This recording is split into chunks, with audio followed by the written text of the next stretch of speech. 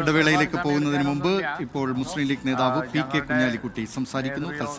കഴിഞ്ഞു. തങ്ങൾക്കിപ്പോൾ മങ്കടയിൽ പോകാനുണ്ട്. ആക്സിഡൻ്റ് ഉണ്ടായ സ്ഥലത്ത് പോവാണ് ഞങ്ങൾ.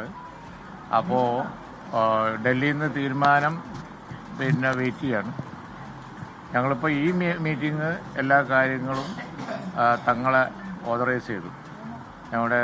ഞങ്ങളുടെ ഒരു രീതി അനുസരിച്ച് ഇനി ബാക്കി കാര്യങ്ങൾ ഒരുപാട് കാര്യങ്ങളുണ്ടല്ലോ. ഡൽഹിയിൽ നിന്നുള്ള തീരുമാനം വന്നതിന് ശേഷം എന്താണ് എന്നുള്ളത് ഫൈനലായിട്ട് എല്ലാ കാര്യങ്ങളും സംബന്ധിച്ച് തങ്ങളെ അധികാരപ്പെടുത്തി.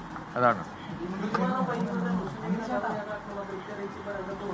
ഇവരതിലേക്കൊന്നും പോകണ്ട. നിങ്ങളത് ഇനി ചോദ്യം ചോദിച്ചാൽ ഞങ്ങൾ ഈ ഘട്ടത്തിൽ മറുപടി പറയില്ല. നിങ്ങൾക്ക് അറിയാവുന്നതുകൊണ്ട്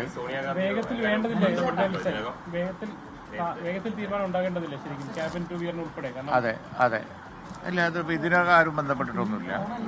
അവർ ഹൈക്കമാൻഡ് തീരുമാനം അറിഞ്ഞാൽ ബാക്കി കാര്യങ്ങൾ ഞങ്ങൾ ആലോചിച്ച് നിങ്ങളെ പത്രക്കാരെ കാണുന്നതാണ്. അല്ല,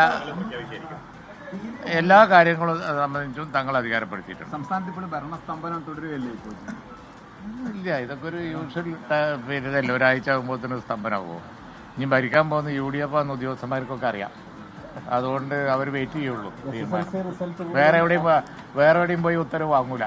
ആ പേടി ഓടിക്കണ്ട.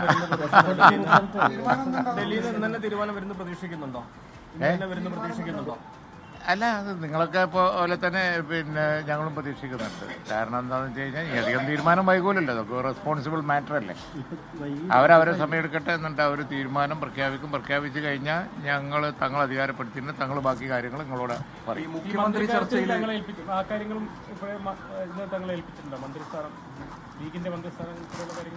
ഞങ്ങളുടെ രീതി അതാണല്ലോ. ഞങ്ങൾ എല്ലാ കാര്യങ്ങളും പിന്നീട് ഗവൺമെന്റ് രൂപീകരണം സംബന്ധിച്ച എല്ലാ കാര്യങ്ങളും തങ്ങൾ അധികാരപ്പെടുത്തി. ഇനി ഞങ്ങൾ ചർച്ചക്കായ ഒരു ഡെലിഗേഷൻ പോകും.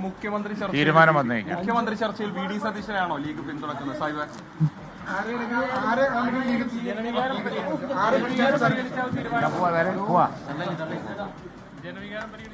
അല്ല, ഇനി ചോദ്യങ്ങളില്ല.